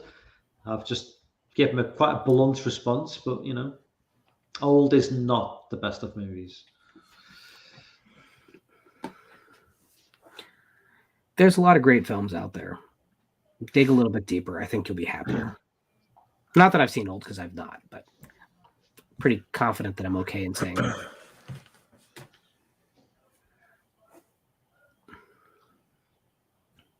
There we go for the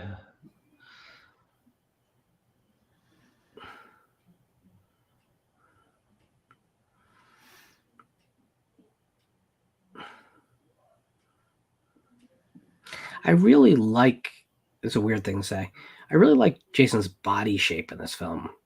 Because in the next film, he becomes this, I don't know. He's supposed to be rotten, but he's suddenly a bodybuilder. Here, I can buy this as a reanimated corpse. He's kind of wiry and scarecrowy. He's big, no question about it, but I could buy that he's rotting under there. Yeah. It's a bit similar to Halloween, where Michael just got bigger and bigger and bigger to the point where it got to the point where he's 7 feet tall. Just like Yeah, he's meant to be an everyday man who can blend into the background, but by Rob Exactly. by Rob Zombie's movies, he's like 7 foot and it's like with long. It's like what? Can you imagine how ridiculous? Imagine the scene of Laurie walking after Annie leaves her, walking the suburban streets of Haddonfield, and she comes to that one hedgerow where Michael's standing. Just put Tyler Mane there. See if that scene works. His head sticking up over the bushes. They'd have to reframe the shot so he's fully in it. Now, to me, Michael Myers should be a normal man. Really, I mean, that's what's scary about him, because you have to play that line: is he a supernatural thing? Is he not? And then at the end of the film, you find out, and that's the great horror denouncement of the film. But if you make him into a monster to begin with, it just doesn't make any sense. We get towards its finale now, and I know you just cannot wait for Halloween Ends, Lorne.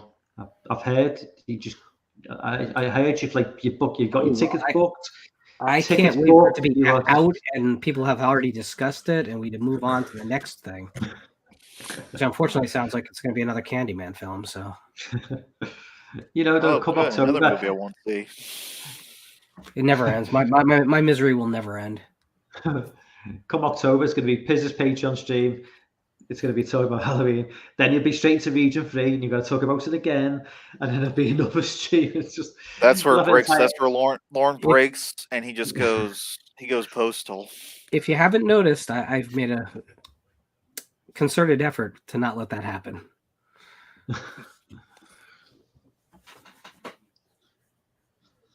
I talked about that last film for 2 friggin' years, and everything I outlined was in the goddamn movie. I love this, him in the water. It's great. Yeah. I love a Friday film. Very Creature of the Black Lagoon. Well, also weirdly, Devil Rides Out. I still need to see that film. Oh, you should. I'm way behind on my Hammer. Oh, I love these shots of like the fog rolling on the water. This film has so much great atmosphere. But it's very filmic atmosphere. It's not like the first or second or fourth film, whereas it feels just like that's like this oppressive mass. Yeah, just dread around every corner. Yeah. This film is much lighter in tone than that, but yeah, I agree. It does everything to create a time and place really, really well. This, by the way, is a really dangerous idea. I don't suggest it. Setting water on fire, A, I'm not sure would work, but B, yeah, you're on a wooden boat. But it looks amazing. Yeah. I've said before, the perfect end for me for a Friday film is Jason ends up under the water. Like the way he does it in this and Part 7. And it's the perfect beginning to a movie as well for a Friday film where he's underwater. Right, because you're resetting the urban legend, right? So it's supposed to be a story about a young boy who drowned who returns for vengeance. So I agree. Yeah, I mean...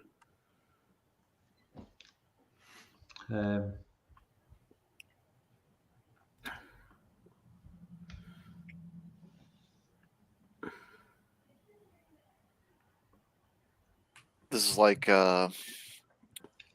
Peter Cushing and Christopher Lee in any given Hammer film battling each other. Jumping over the railing, grabbing a curtain.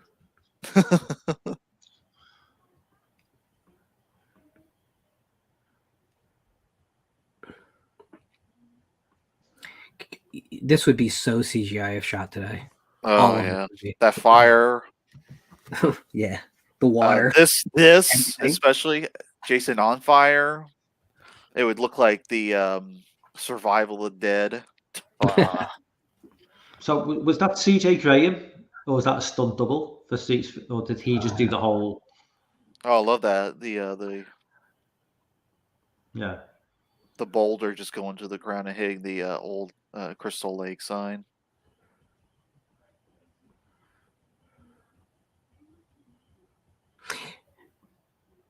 I mean, it's not here yet, but we both know it's coming. I really wish this movie had just gone the full length when the outboard motor meets his head, if they just like taken him apart.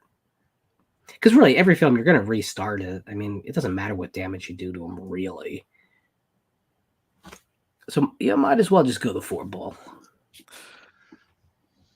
He just lets Tommy go there, which is like, okay. That was a really well he thinks filmed underwater scene.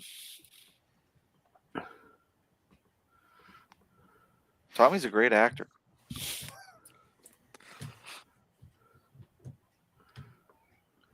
She just takes the time to. Oh, go Mickey out there, Mouse! you So know. got to ban this movie. Copyright infringement.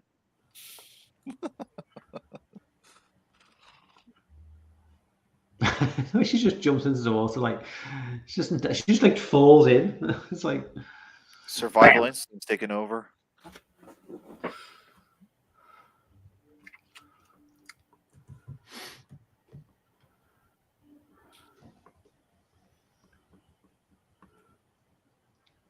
I'm not sure what's holding that boat up. I don't know how Jason's managed to reach up to grab her leg when he's at the bottom of the lake. I mean, how long is his arm? It's like he's meant to be at the very bottom. They're just at the shallow end of the lake. Well, yeah, it's always like that kind of fear of you going into a lake. You never know what's going to grab you. You know, that childhood fear. It's kind of just filling that out.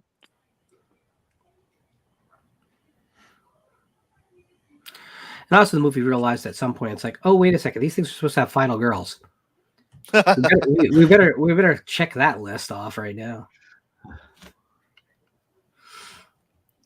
Frank Mancuso note going in.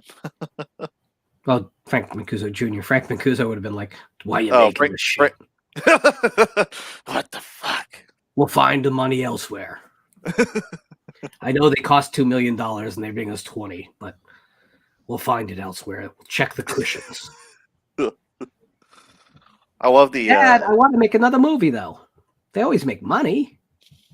I think that's accurate, by the way. I think that was the meeting every year.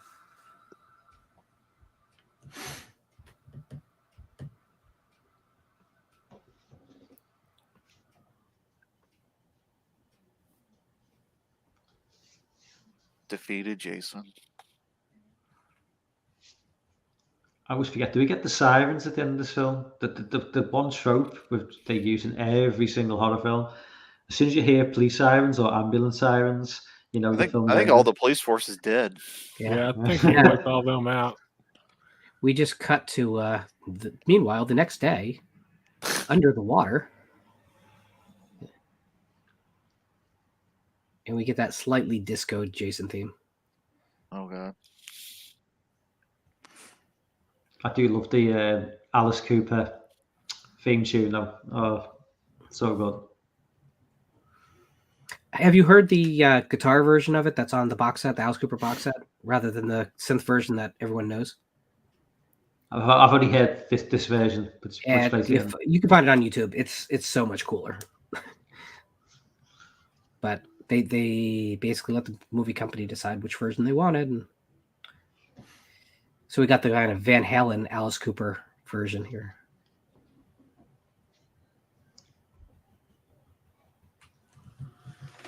I gotta say though, like the camp looks right, and it never would again. So where did they go for part 7 in terms of filming location? Yeah, you'd have to check. But that movie, that location looks nothing like the original. That looks like it was filmed in someone's backyard pool party, because pretty much it was. Has it ended for everyone? It has. Yeah, It has ended. Well, Solid entry to the series. Oh, absolutely. Ben asks, actually, just jumping into the chat now. Ben says, "Do you think knowing everything about a movie before you see it ruins the experience?" I would say absolutely, to a point. Not completely, but certainly to a point, it might ruin it. I mean, that's why I don't watch trailers as often as I can avoid it. You'd hope that a film would be good enough that it wouldn't matter, but I think it does in a lot of cases. I agree. Trailers have gone in a really bad place for the last 25 years. I mean, look, go back and watch that original Jurassic Park trailer. That tells you too much. I mean, also shows a lot of scenes that aren't in the finished film. Yeah. it depends on what they show too, what you're talking about. Like if you use Halloween 2018, they showed that closet scene. Mhm. That could have been one of the best parts of the movie if you hadn't seen it in the trailer. That was stupid decision. I could not understand why they made that decision. I think they don't think about it. No, they don't. I think what would have been super effective for everybody is for like Blade Runner 2049 if they just did not show that Harrison Ford was in the film. Like, keep that secret. Do not show him on the posters. Don't show him in the trailers. Just hold your load, film producers and distributors. Hold your fucking load. Let the audience, they'll generate more buzz if something exciting like that happens. Yeah. I mean, some of my favorite movies, the trailers don't tell you anything. Hereditary, that was so perfectly done as a trailer because it didn't tell you anything. It misled you in the opposite direction. Malignant, same thing. Like, that's the way you do a trailer. Mm-hmm. They just don't understand that. Sometimes it just feels like they give somebody who doesn't know anything the movie and just say, pick the coolest scenes and throw it in there. Like, so bad. It's all about showing the clip show of all the best snippets of a film. It's not building. They don't want to build. It's aggravating. Lorne, are you going to go and see Firestarter? I know you like to No, because I know, I know you like to support like all horror as much as possible, but it's just it just seems to have disappeared. It seems to have flew under the radar like a lot of people. It's a Blum film. It'll be fine. It's a Blum film. I mean, listen, if I have people come to me and say like, hey, it really breaks the trend the way that The Hunt did, and it's really great, then I will rush to it.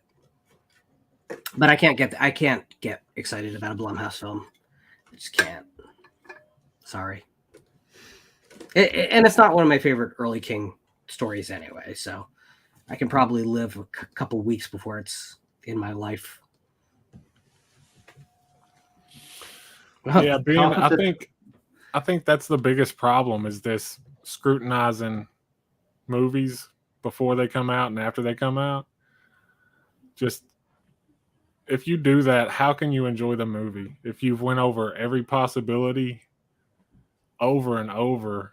Nothing against channels who do that, but it's just like, why do you want to talk about Halloween ends for an entire year before it comes out? That's for me. Like I used to watch the trailers, but now I go into films completely cold. Like I see the poster, that's it. That's the only thing I ever see. Promotional material is just the poster. No screenshots, no screen grabs, no trailers. It's all about just the poster, typically, or maybe a synopsis. Maybe. You know how many movies that have become part of my like DNA I saw in the 80s based on a newspaper ad? That's it. You used to look at something, let your imagination run wild over an image and a title for a week before you were able to get to the theater. I mean, I think it's done a big disservice. The information world is getting a big disservice to movies. Dan's seen it, and he's not impressed. Clearly, Dan sees everything. But John Carpenter did do the soundtrack. I did give it a little bit of a listen before I was walking a dog. But it's hard, to get in context of just like out walking a dog, listening to the soundtrack. It doesn't really do it justice to, immersing yourself in the experience of watching the film. But well, maybe you should go burn down a grammar school while listening to it or something. That might be it. You'll never top for me, John Carpenter. In terms of like soundtracks for me. Assault on Precinct 13, the main score for that film. As much as I love Halloween, Assault on Precinct 13, that main score for me is like, you'll never top that. The Fog score is amazing. Oh, The Fog is amazing as well. Yeah. Escape from New York. Dude. I love it. Yeah. Yeah, That's I do. cool. I like The Fog as well. The Fog is definitely one of my favorites, but even Christine's is pretty good. It's not looking good for Firestarter, my man. I just want Ben's like review like on the DVD. I watched 5 stars. It was boring. I lost my attention easily. It's just like, how much to the point did you want? Getting to the point there. I always thought that when they released the Friday the 13th films on video, they should have had all the bad Ebert reviews above the title as the pull codes. A reprehensible, vile piece of crap. It would sell the movies. It doesn't matter. Did he start to mellow out over the years though, Ebert? Did he start to? Was he always like? I heard he backpedaled on a bunch of his opinions once a movie got popularity. Yeah. Well, after the television shows were gone, I mean, to stay relevant in the new world, and there was a lot more competition, a lot more critics out there who were younger, who were more accepting of things. Because he came up with that generation of movie critics that felt like they had a moral obligation as well as like just, is it a good movie? But there was also like, well, where does this film stand morally? And that always held him back from ever being able to really be what I would consider a real movie critic, which is the people who can tell you like, hey, inside a genre, this is a really great Western or this is a great musical. He could judge those two pretty well, right? But there's a great essay that came out with Anchor Bay back in the day and their first release of The Beyond, which said the reason that critics can't understand the appeal of a Lucio Fulci film is because they don't realize that Fulci's gore scenes are like a really great musical number. Completely superfluous, don't do anything to progress the plot, but they're kind of the whole point. And I feel like Ebert's a great example of why that's a problem.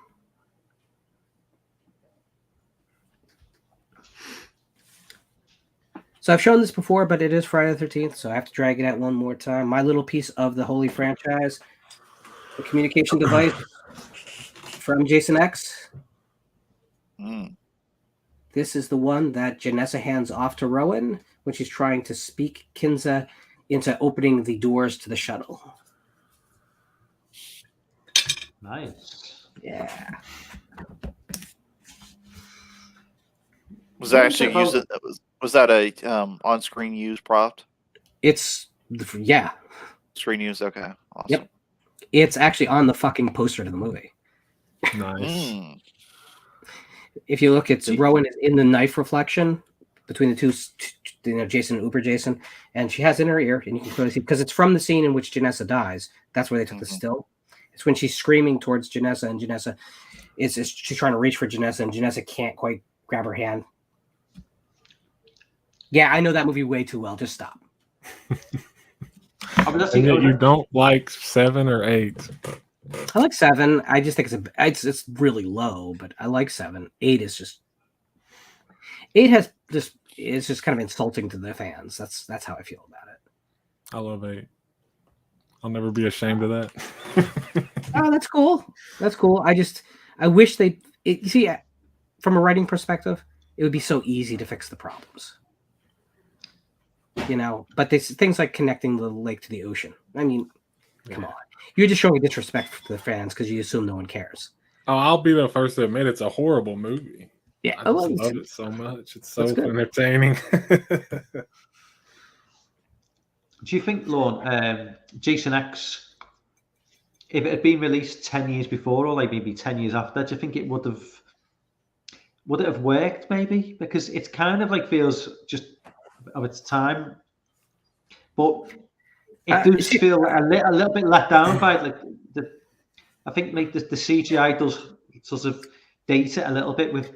Have you watched it recently? Have I watched what? Sorry. Have you watched it recently? No, that's probably about So that. the nanobites in the swarm don't look good, but it's the only thing in the film that looks really any worse than any other special effects. I mean, let's be honest. Rick's head crush in part 3 is a worse special effect than anything in Jason X. Well, what about that? I guess it's kind of excusable because it's a VR, but that VR monster, that looks pretty bad. But it's supposed to be. Yeah. Because that's why, if you look, I mean, when Azrael gets his shoulder cut the same way the monster does, he has the exact same wound and it looks just as fake. So I mean, you can if you don't like the movie, you can don't like the movie. It's cool. I don't care. I'm not going to spend my days defending Jason X. I love it. I mean, I love it too. But I love it knowing that CG is so dated that's part of the reason I love it, because it's sure. But again, don't you think throughout the whole series there's some really kind of awful special effects that pop up from time to time? Yeah, we kind of are okay. The head in the potted plant in 7 is awful. Well, that came up today in his stream. Those strings, you've always been able, even on VHS, I remember seeing those strings, but I would never remove them because it's part of the movie, you know? Yeah. So, I mean, what I think X does that the rest of the franchise was always like timid to do is kind of lay itself on the line. Like just saying outright, okay, he can't die. He regrows muscle, skin and muscle. You know, it's just, he's an unstoppable killing machine. We're just going to say it finally. We're just going to put the movie out there. It is what it is. We're not going to hide. We're not going to be ashamed. That movie is not ashamed of what it is. Like, and a lot of this series is kind of ashamed of what it is. So I think it's real fun. I think it has the best characters of the series. Like, people always talk about what you don't understand about 5, Lorne, is the great characters. Please. They're like bad sitcom characters. Like, you get just as colorful characters in X and no one's a moron. Like, if you actually watch what they're doing through the plot, they're not making the worst decisions in the world. You know, I don't know. I think the film needs to be rediscovered. Well, actually, it is doing it. It has a fan base now, and it used to not. So it's fine. It's working.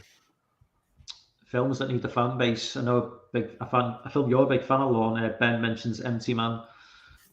Is that showing signs of gaining momentum? Because it's a film like we all watched it, I think, but is the signs online that it's gaining some sort of love, or it has a lot of respect among horror fans now, but it's going to be a slow road, you know, and it'll never it's not going to have a dozen sequels. So I mean, it's going to be limited in how big it can get. It's going to be this standalone thing. Although Netflix did just sign a deal with Boom, so maybe they'll do something with it in the future, because there's a lot more to explore if you've read the graphic novels. What was this? It's based on a graphic novel? Yeah, go to my channel and watch my conversation with Cullen Bunn, the creator of Empty Man. I will. The books are good, but you have to understand, though, the movie is a story that takes place in the same universe, but is not an adaptation of the graphic novels. Like, there's one panel in the comic that is like the gateway to the movie. That opening sequence? No, it's the scene with the bridge and the kids hanging from the bridge. Yeah. Okay. Have you got any like idea of how they managed to sell the idea of putting this film out, where the first 20 minutes of the movie have, like, you know, they introduce characters who then have no further part in the film, and it's a brave, you know, for a film with a title like The Empty Man. You know, I think a lot of people going into it, I knew differently because I think you'd spoken about the film, but the title conjures up images of, like, you know, this sort of like teen, sort of like paranormal slasher movie, and then you watch the movie and it introduces characters for 20 minutes who are then I thought that was great. And then it was, but then you think, well, where was the creative decision to put this film out, knowing that this could be, you know, an issue? Well, two things. One character is very important to the plot of the whole entire movie, and is actually the title character. But because the Empty Man is in itself not the villain. It's not that simple. But the other part of it is you got to realize that 20th Century Fox greenlit this film because they had the Boom license while the Disney deal was just beginning. So they made the film not knowing what their future lies. So they handed a decent budget to this comic book adaptation of a horror movie, not knowing they kept vacillating between it being a PG-13 film and an R film. And David Pryor, the director, just directed everything he wanted to because no one was watching.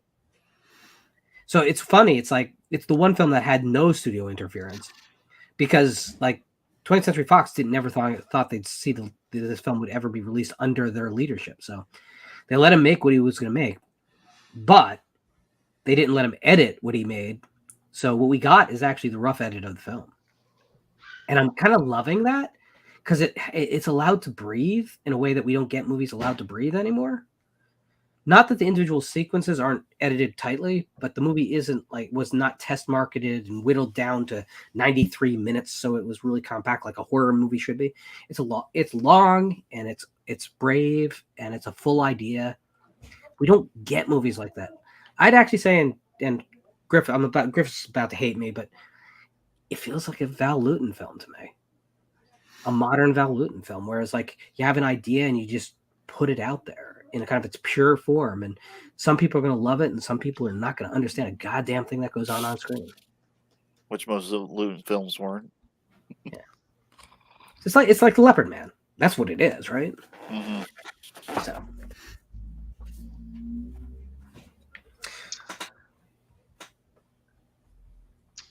Right, I think I am gonna wrap things up now because it's 2:10 in the UK, so and I've got to be up for work at 7:30. So it's like I've got like 5 hours sleep. That's 5 short British hours. It is. But I want to thank everyone for being on. Thank you for thanks, Chris. Ain't no Pleasure. problem, man. It was fun. Thanks. Thank you for Griffin. Appreciate it. And obviously thank you to Lorne. Thank you to Lorne. And everyone in the chat as well. No problem, man. And everyone in the chat, it's been fun to revisit this 80s classic, a film that means much to my heart. And when is the next Friday the 13th? Does anybody know? I think next year. Is it next year? Sometimes. Oh, fuck. Sometimes you get two in a year. I can look real quick. Might take a second. Yeah, because you do occasionally get 2 in a year, don't you? But a Friday the 13th in October is what we want. I don't know how rare that occurrence is, but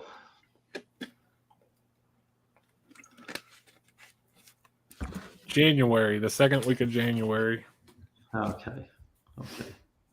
So I'll have to work out. Yeah, so January 2, keep your diaries clear. Friday the 13th, January 2023. We're doing 7? I don't see why not. Anyway, guys, thanks for jumping on. Appreciate it. And everyone in the chat, appreciate it. I'll be back next Tuesday. If anyone wants to jump on, you're more than welcome. Thank you, guys, and I will see you later. Bye.